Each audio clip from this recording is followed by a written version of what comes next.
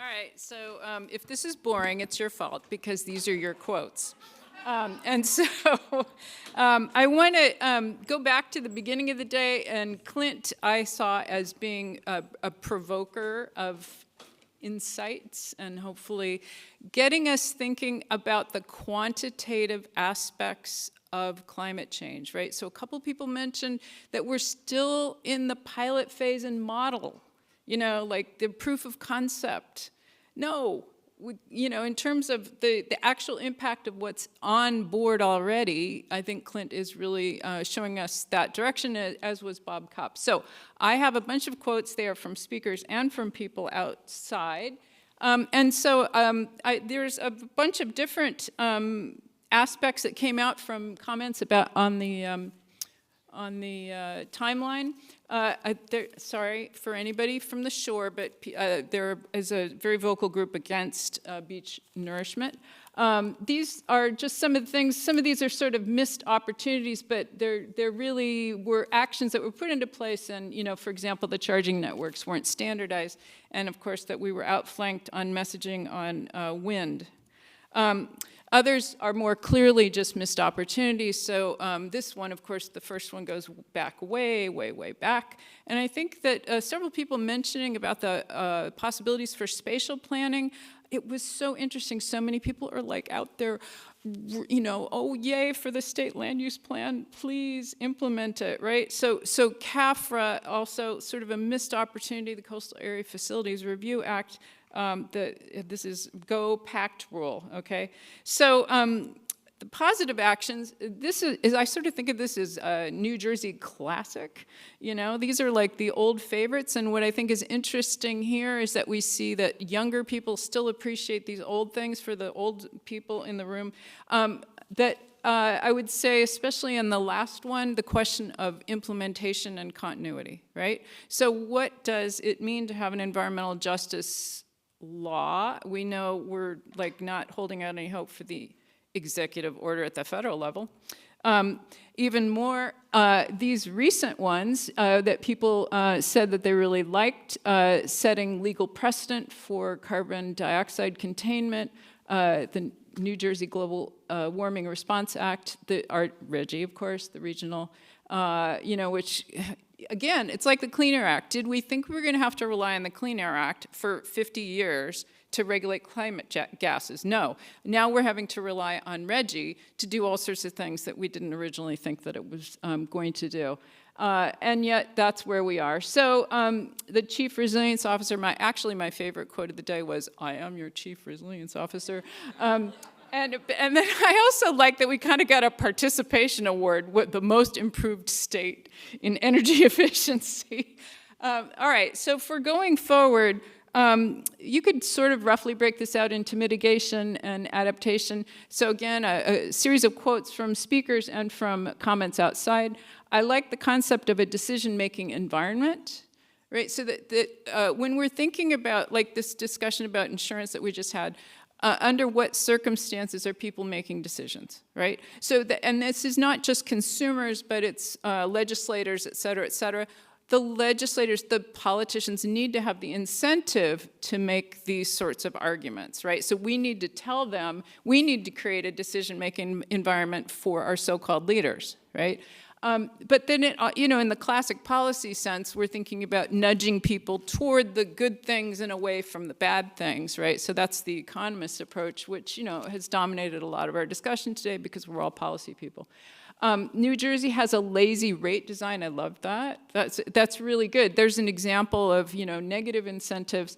And then here's an implementation question related to the environmental justice question. Community energy management planning sounds great, but right now the system is really being pushed very much by the people who buy EVs and who's going to bear the cost, right? So here's just some additional quotes. The whole of government approach, which has been used to mean sort of coordinated planning, but I think it took on a deeper meaning for me over the day, because I think when we're talking about using things like insurance tools that could be shaped by government policy, that it's even more than the government approach, so I'll get to that in a minute. So this, again, the creating a sense of stability, this has always been a baseline for talking about the economy, right? That you know, my students would be surprised when I said, well, you know, people who are being regulated want regulatory certainty. So we're sort of looking at this not just as a regulatory issue, but also, are there funds available? Are there mechanisms available for putting things into place like solar, right? So that kind of went through a lot of the talks. The climate is not just energy, but is our natural and built environments. And then people added outside, please keep in mind agriculture, water, and wetlands. People were advocating for mixed zoning. I like this from the car state to the transit state.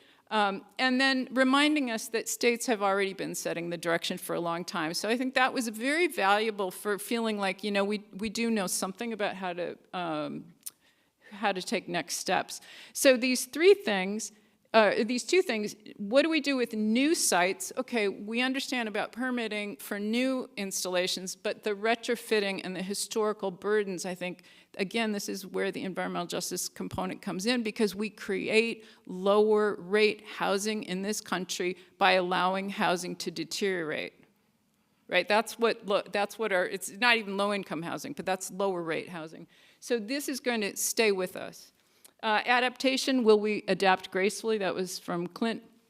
The hazard management framework works until it doesn't, and we're at that stage, also from Clint.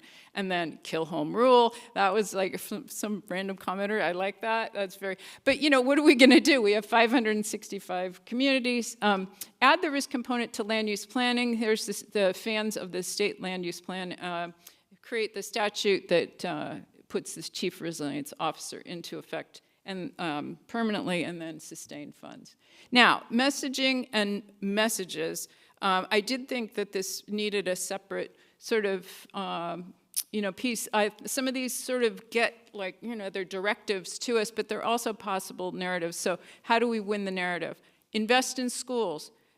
We have to tax the speculators, right? So using words like speculator, I liked that because it really does get at, you know, who is benefiting. And so, you know, one example to me, okay, well, what are we going to roll over and let the AI, you know, data centers create a new disaster for us? This is the moment, right? So if we think about focusing events provide policy windows, to me, you know, data centers, that's a focusing event, right? And ordinary people do not know that this is coming online, and they do not know what sort of peak, you know, electricity generation is going to be involved. So another thing here, if we can frame climate resiliency as an affordability issue, get the plans into place, and then communicate the network of investments needed. I liked that a lot. So at any rate, we'll end, Lisa Armel suggested that I end with some more spaceship news.